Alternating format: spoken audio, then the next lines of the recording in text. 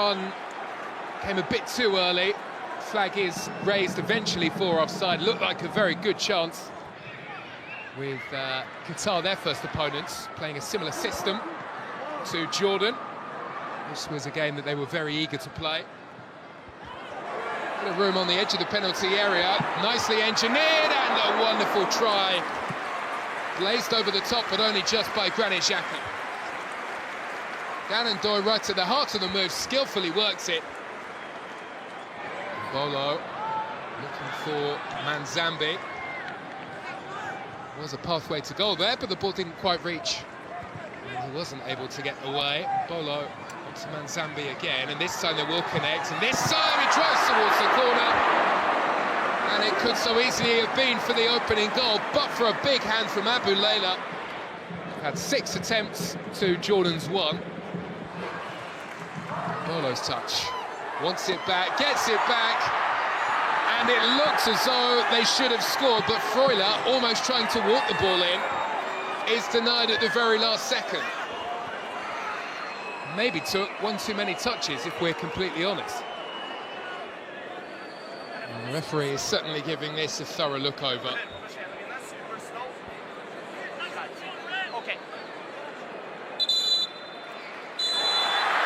And it's a penalty for Switzerland for the foul on Remo Freuler.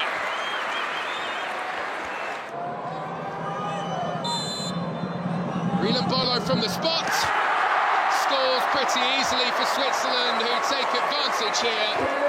And after the VAR decision, he scores and Switzerland lead against Jordan. Very coolly done. Waiting for the goalkeeper to make his move. Although they will run into Manzambi. That is a loose pass though, and this is a big chance, and probably it should have been converted. Yvonne Vogel with a brilliant save to make sure that Switzerland stay on top. But that is a major let-off. And not something that Murat Yakin will be happy to see ahead of the World Cup.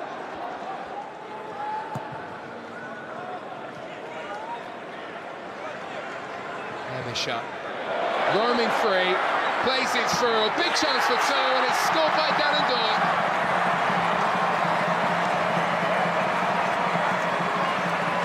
Well, it's a goal that comes straight after the drinks break, and Jordan switch off, and maybe this will be a big lesson ahead of the World Cup, because Switzerland were alert and were ready to pounce, and that is what they do.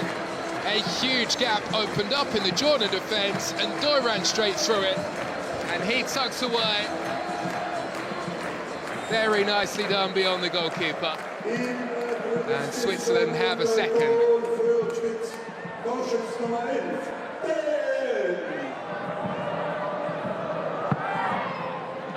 Vargas delivers, and it was a free header. But it's one that arrived without too much power from Brilliant Bolo, looking for a second of the game. Denied by the save of Yazid Abu Layla.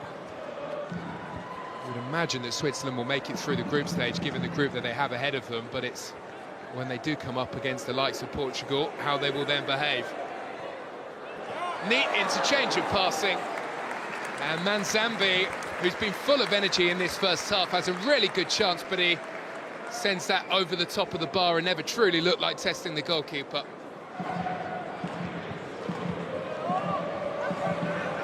Bolo looking for another before the half-time whistle, and it's a big wag of the finger in terms of a penalty decision from the referee.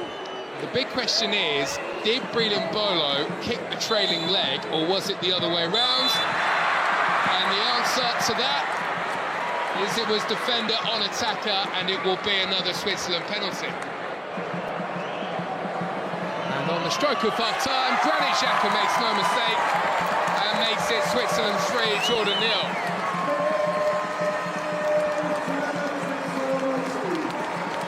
Well, he's had a fabulous season in England,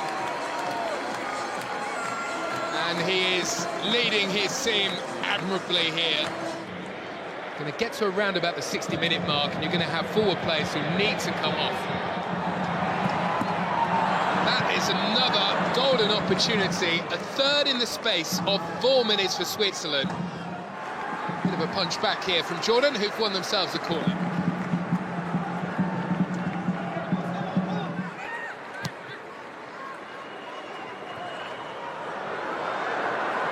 Defensively, they're in a spot of bother here.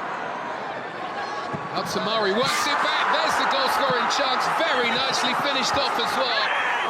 For Corey, driving into the corner and bringing Jordan right back into this game. No surprise to see El Tamari involved in the build-up. There was a bit of a deflection on it. And I very much doubt the goalkeeper, through the crowd of players, could see much of that at all. For Corey's strike, Switzerland 3, Jordan 1. Sent back into a dangerous area, but the only player waiting there is Ricardo Rodriguez. That is a loose touch, a touch that has allowed the Swiss in. And Christian Fasnacht, who's had such a wonderful goal-scoring season, tucks away goal number 4. Well, they move it back to front in a matter of seconds, but it's a big error at the back by Jordan that allows them the chance. And Fasnacht wasn't about to miss that.